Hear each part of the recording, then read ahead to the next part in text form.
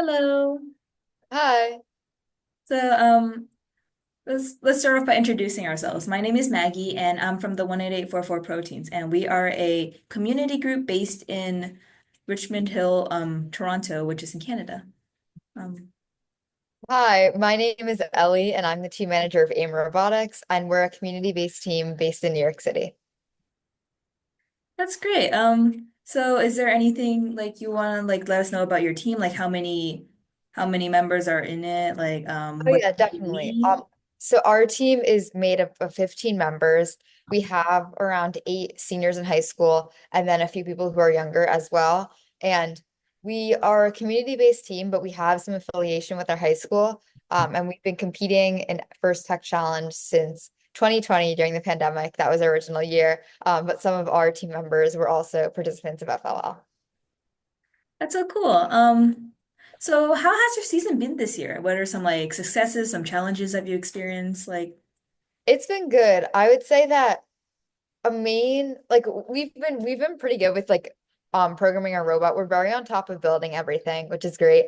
And we started a lot of outreach initiatives, such as like programs at our school, which we've been working on a lot. I would say the biggest challenge we've experienced so far is actually related to like our time management, because a lot of us are seniors in high school. We're all focused on like college applications and figuring out like how to make this team outlast us in the future.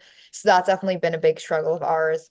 But hopefully over the next few months, we're going to really prepare for not only this season, but then like our team sustainability in future years. that's so great. You mentioned that this isn't your first year competing. So, how would you say that this year's game differs from the last? Like, I like Into the Deep from, yeah. Yeah, definitely. I would say that center stage, there were so many more opportunities to score. Like you could really choose how you like there was a lot more strategy. And obviously, like now there's strategy here, but it's kind of like once everyone finds this design that works, it's kind of the design that everyone's going to use. And so I feel like this year a big component is like efficiency and making sure that every single team is able to, or making sure like our team is able to really go through our like cycle so quickly, like as fast as possible. And yeah, because there's only really two primary modes of scoring. So So looking at this game, like Into the Deep, what do you think would be like the biggest challenge in the future? Like, or like if you've um, already met one now, like what would it be? yeah, I think our biggest challenge is definitely hanging. Because it's like a dual hang, it's like we've been struggling with that. We're currently our solution is we have on part of our outtake just like this hook that's above it, where we're able to then it's like a double hook where we have like one series and like another one that goes on top. So hopefully that's going to be successful. We haven't really gotten to the process of testing it yet because we're more focused on like our intake and outtake right now, but that's definitely going to be one of our biggest challenges. Yeah, I definitely agree. We haven't like we started thinking about hanging. We have it built, but we're not exactly so sure if it's gonna work yet. It's Yeah. iffy. Um, but like what parts of the robot do you think like is the most unique about your own? Like, is there any special traits that you want to really brag about or Um, I would say we have a rather like we have a pretty traditional structure, but something that's unique about ours is like the majority of our robots 3D printed, where I'll see if I have a photo, maybe I can screen share, but we have a lot of customized parts. So our claw is like molded to fit the sample, and then it drops into our outtake, and they all like fit like pretty concisely together, which is pretty good. You mentioned that it's completely 3D printed. So, how are you like making sure that the robot is strong and it won't like break or anything? Because like depending on what type of filament you use, it Yeah, can like the stability can be different. Like, yeah, definitely. Honestly, my answer is we're just like making the 3D printing really thick. I actually literally asked my teammate today. I was like, why is everything so like literally thick? And they were just like, yeah, like we need to like hold on to everything. And it's like for the hang. there you go. It worked. Sorry, ignore my teammates. This is like we had a club fair today. Oh, But that's as you can see, a lot of our robot is 3D printed, but it's to an extent where it's not that much thicker. We also use like a lot of like metal extrusions, oh yeah. and a lot of gold builder parts. And so because of that, I would say like the weight's like pretty comparable for both years. But yeah. It's very cool and it's very blue. It is with our very, robot, our 3D prints are all over the place. Some of it's red, some of it's yellow, some of it's yeah, yeah. like it's very, very nice. Thank you. Yeah, we've definitely taken the time to make it to like perfect it because we've had a lot of different we like first started with like some 3D printed parts, but then we had like many different colors. Do you want to say hi? Hello. Hello, how are you? I'm good. How are you? I'm doing great. Good day. Yeah. Good day. That's Daniel. He Okay. does Nice to meet you, mechanics. Daniel. Sorry, Daniel. Enemy. Yeah, yeah, she mentioned. Yeah, thank you. Um, so how would you say how are you scoring points? Sorry, like how are you scoring points? Like how is your input intake and outtake work? Is it like roller? Is it But we're mainly focused um on the samples. What we do is basically that wrong. This is the intake. And what we do is it's like a funneling system where we're able to, so it like precisely fits the sample size. So we're able to just go into the center, take a sample, and then this gets dropped into this part, which then extends like upwards, and then we're able to place them in the bins. And so that's our main job. We don't really focus on specimens, but we have the ability to do specimens if necessary. Because this lift goes outwards horizontally and then this one goes vertically. So we kind of have that range. Yeah, that's very cool. We have ours. We just have ours intake and outtake as the same claw, and so it's really cool how you guys have it as two different sets. What do you think your game strategy would be? Like you mentioned that you wouldn't exactly be going for the specimens as much, but like also this game doesn't really allow for that much defense. So Yeah. Our main goal is just become as efficient as possible with the samples. Like we're trying to get a lot of sample like cycles throughout the rounds. And then we're also just trying to be a very flexible team. So like if let's say an alliance captain wasn't able to do specimens, hypothetically we could. But again, like our main goal is just to create the most like efficient system. Like we're also aiming to have a lot of like drivers practice, especially with our human player as we get closer to competition, just to make sure that we've really like perfected everything. how does your robot move during autonomous? Like is it using a camera? Is it using like odometry, or like Yeah, so PNG? we yeah. Hi. What's up? Sorry, I was writing something over here. So we zero at the beginning of the round with odometry. Camera is used for later stages of the game Oh, during normal robot and maybe during autonomous. It depends how our cycle time is going to work this year because there's no randomization, so we don't need to camera this year. So it's probably going to work during cycling for autonomous. We're going to detect pieces and pick them up by camera vision. And we're using the new Limelight camera, which has built-in AI features that allow us to easily have better item recognition. Um, and so the way we know our spot on the board is odometry pods and our PID. But are you since you guys are using cameras, are you guys gonna use April tags at all? Or like yes. Yes. yeah. Are you guys gonna utilize it for positioning or Just to square up, or basically. just okay. So um during normal and during autonomous and driver control. So for driver controlled, we may go field centric this year, and we would use the April tags for that. We would also use them for um identifying where we are in autonomous. Maybe depends on our pathing and depends on what our goal for autonomous is, because if we have to go pick up some stuff from the middle, then we won't need to use it because we just have the limelight and item detection in the center. Yeah. Thank you. So just some questions about the design of your robot because I saw there was a lot of 3D printed pieces. Like what programs do you use to design them? Are you using Onshape, SolidWorks, Tinkercad, We are using Onshape. We have our whole robot actually catted in Onshape, which is really cool. Daniel, who just came, and Kai, um, are really focused on doing all of their they like make the whole robot on Onshape, which is awesome. And yeah, we also do a lot of sketching. So like what we usually our design process usually goes, we brainstorm a bunch of ideas, then we go into sketching, then we go into Onshape, and then our Onshape kind of updates throughout the season as our robot does. But what's awesome about it is we have Onshapes of like our entire robot and then Onshape specific mechanisms depending on whatever we need. And it's great because we then can just like piece our robot together piece by piece. So yeah. Yeah. What like advantages do you think that this robot design gives you? Like, is it like does it give you like any game advantage? Is it like make you faster? Does it like help you pick up samples like more Yeah, efficiently? I would say it definitely makes us faster. The cool thing about it is that because we have the extending arm horizontally and vertically, we don't really need to move that much, which is great because like a few seconds of movement can really, especially in this game, can definitely mean a lot more points.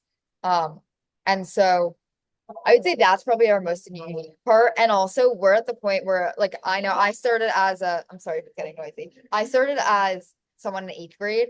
Like my first year was eighth grade, and now I'm a senior along with most of the team. And so because of that, we've really had this like 5 year experience, and we're very much focused on like becoming the most efficient in all of our parts. So hopefully through using like our previous experience, we're able to be more successful. But like because of this, like time is very important. What game components do you think are like the most important? What things do you think you need to like focus the most on? I think definitely sample size. I mean, not sample size, like sample rotation. Like, I think especially for us, like what we noticed is at the beginning, like if you do specimens, although it could be great, there's a lot of issues related to human error, like having like you could get so many penalties so quickly. So what we realized is although we usually like really rely on human error in past or like human like I don't know, human players in past years, we thought that it would be a lot more helpful this year to just rely on like the efficiency of the robot. And especially for us, I think like the main game changer for point values is going to be driver's practice. yeah, it definitely is because this year it's like the like human players is like a bigger part than like last year, let's say, because last year like human players weren't exactly that involved within the game, like they weren't part of the scoring system. So I definitely think it's very important. Yeah. And just some questions about outreach. Like, what are some initiatives that you have done this year? So I would say that our main initiative, we're doing a bunch. Our main initiative has been to like, well, our main goal for the season has been to create a sustainable team that outlasts us because most of us, as I said, are seniors. And so because of that, we've created a lot of initiatives within our school. For example, we created an FTC robotics. Well, so we created a club last year. Basically, our school is completely unaffiliated with First at all, which is slightly annoying because we've asked them to be. We've like talked about our club or we've talked about our team. And all of us go to the same school also for that context. And they've been supportive in the fact of like when we're successful, we'll get posted on their Instagram or whatever, but like not supportive that they actually want to like provide any space or funds for us. And so because of that, we've still tried to connect it with the school in some aspect to just figure out if there's a form of recruitment for younger members. And so through that, we have now a class at our school that talks about robotics. Hopefully that will interest some people. As I said, thank you. As I said, we had a club fair today. We have a club at school where students are allowed to like come and help us with a robot. And hopefully if we have enough members this year, they'll create their own team as well. And then we also like meet a lot with so our school's a high school. We have like a connected middle and elementary school, and we meet a lot with them to host engineering workshops. And then another cool thing that we're doing this year is we partnered with a local park nearby us where they have these bird monitors to track or they have these like bird houses for bird migration, but they don't know how frequently they're used and they're trying to collect data on that. So our goal is we're trying to starting in like November, we're going to try and create bird monitors that are able to like using like cameras monitor the patterns of like bird migration to see how frequently they're used and to make that more effective. And then we've also finally been collaborating with a team from Connecticut actually to send a bunch of materials. We've been talking with like a team from Morocco, who's like one of the first Moroccan teams, and they actually went to Worlds last year, and we're trying to send them more materials because they're trying to create new teams around them, because there are only currently 7 teams in Morocco. So yeah, that's been another big mission of ours. So you mentioned a lot of like community outreach. Do you have any like technical outreach or like do you have any mentors or like do you have any sponsorships that you have right now? Yeah, definitely.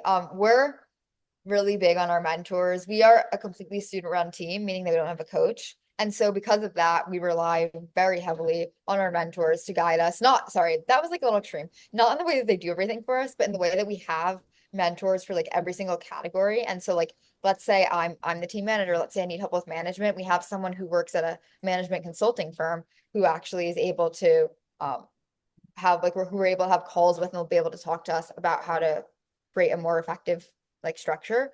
Um, and we also have a mentor named Jeff who's like right now working over there who helps out a lot of our teammates at the mechanics side of things. He's a mechanical engineer himself. So yeah, it's amazing. So you mentioned that you guys had a lot of like mentors. Like, how would you say would be like the best way to reach out to them? Like, how did you get to know them? Like, how did you did you email them? Did you Yeah. like? We emailed a bunch. We're on something called the First Mentorship Network, which you can definitely look it up. It's really Yeah, helpful. I'll probably look it up after. We haven't heard of it, but if it's that useful, if it's that great, we'll definitely try to use it more often. It's awesome. Basically, what you do is you just sign up as a team. You can sign up as a mentor or like a team, and you just put in your name, location, and like, I don't know, a little more information. And they'll, it's basically like a job offering where like then anyone who's a mentor on the network is able to look around at teams that need help. And like that's how Jeff found us. He literally found us off a First Mentorship Network and now comes to our practices. So it's awesome. We also end up just emailing a bunch of people. We've like talked with like our physics teacher at school. Like we just make a lot of connections with like that, where anyone who you can remotely think about having some connection to, like at the end of the day, especially with all the outreach and FTC, anything can be related to robotics. Anyone could be a mentor. So like a lot of our mentors aren't technically like engineering mentors. They're like people who help us with their social media or people who help us with their management, things like that. Like connecting to like this year's theme with like it's like into the deep. It's about like sea protection like of like sea and nature. Like, have you done anything this year to like promote like that or like? Yeah. Not yet. We're gonna hopefully try to, but we haven't really had an initiative yet. The one thing that I would say our team lacks is we don't really have like community service outreach per se. Like we do work with this organization that provides like actually theater opportunities to children of like all abilities. But and so like we come in and help them, but we teach them like STEM stuff. So we don't have any like complete disconnections from STEM. But yeah. Are there any questions that you have for us? Or Yeah, so you said you joined last year. So how was your team founded? Is this like a school-based team or community-based? we are a community-based team. We work with Robotics. It's like in Toronto, it's like a place that teach like kids like programming and robotics. And we have like an FLL team too, and then we have two FTC teams. So we have like Nice. a sister team. So we are all from well, some of them are from the same school. Like we are all from different schools, and most of us did robotics at Wiz beforehand, and we just came together and like, oh, we all like robotics. Let's just do FTC too. That's awesome. And yeah, what are some of your outreach initiatives for the season? We do a lot of school outreach because we're from like a lot of different schools. We can like reach out to our elementary Yeah, schools. We can, that's awesome. and since like we are like from like a community like with a place where a lot of people that come to this place all enjoy robotics. We have put on like free workshops with like um we put on a free workshop for kids that like they might want to learn more about FLL, but or they might feel scared and like we do summer camps too where we like show them about like these like Arduinos that they can use or like we do free FL like for like even for just the community we like partner with like libraries that and we can where like underprivileged kids like it's like they can sign up and I think we're like in the progress of doing some right now. And I think we also partnered with Autism Ontario to Oh, bring nice.